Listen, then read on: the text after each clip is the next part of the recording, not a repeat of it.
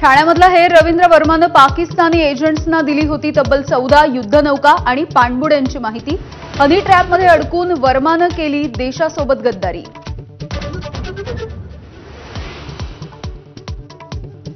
हगवणे बंधूंचा मामा जालिंदर सुपेकरचा खोटारडेपणा उघड। हगवणेंना दिलेल्या शस्त्र परवान्याच्या मंजुरीवरती जालिंदर सुपेकरची सही, पण कोथरूड आणि वारजे पोलीस जबाबदार असल्याचा सुपेकरांचा दावा।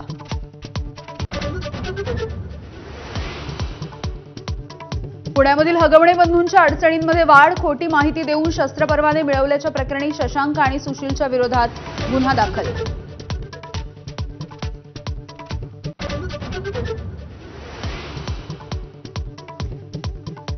हगवणेंचे वकील विपुल दुशिंग यांच्यावरती कारवाई करा। राज्य महिला आयोगाचे बार काउन्सिलला पत्र। दुशिंग यांनी माध्यमांमध्ये बोलताना भान बाळगलं नाही, आयोगाचा ठपका।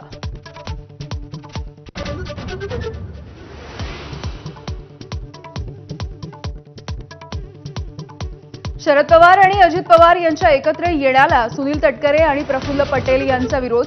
खासदार संजय राऊत यांचा गंभीर आरोप।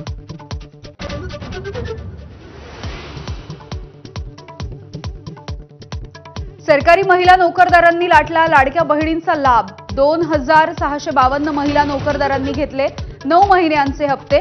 अपात्र असूनही लाटले लाडकी बहीण योजनेचे 3,57,00,000 रुपये।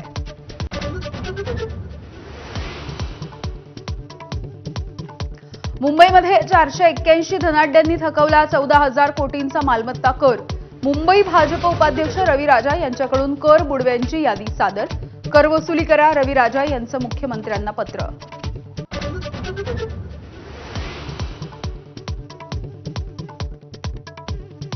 मुंबईमध्ये बनावट नोटा छापणाऱ्या तेलंगणाच्या 2 जणांना अटक।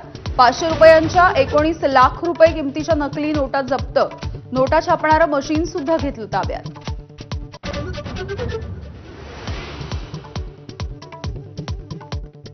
गोकुळ दूध संघाच्या अध्यक्षपदी हसन मुश्रीफ यांच्या मुलाचं नाव जवळपास निश्चित, मात्र मुलगा नावीदला अध्यक्षपद देण्यासाठी मुश्रीफ उत्सुक नसल्याची माहिती।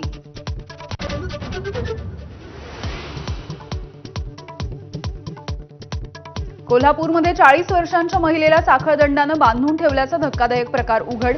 कोल्हापूर पोलिसांनी केली महिलेची सुटका। नीट पीजी परीक्षा 15 जूनला एकाच शिफ्टमध्ये, सुप्रीम कोर्टाचा महत्त्वाचा निकाल। 2 शिफ्टमध्ये एकाच काठिण्य पातळीच्या प्रश्नपत्रिका असंभव असल्याचं कोर्टाचं निरीक्षण। देशभरामध्ये झालेल्या पावसामुळे शेतीचं मोठं नुकसान। आंबा, संत्रा, द्राक्षांच्या बागा उद्ध्वस्त। हातातोंडाशी आलेली पिकं जमीनदोस्त झाल्यामुळे शेतकऱ्यांचा टाहो। भारताची युद्धनौका आयएनएस विक्रांतला संरक्षण मंत्री राजनाथ सिंह यांची भेट। नौसैनिकांशी चर्चा, संपूर्ण युद्धनौकेची पाहणी। Headlines brought to you by Chitale Bandhu. ब्रेकनंतर बुलेटिनमध्ये पुन्हा एकदा स्वागत। कोल्हापूरमधली एक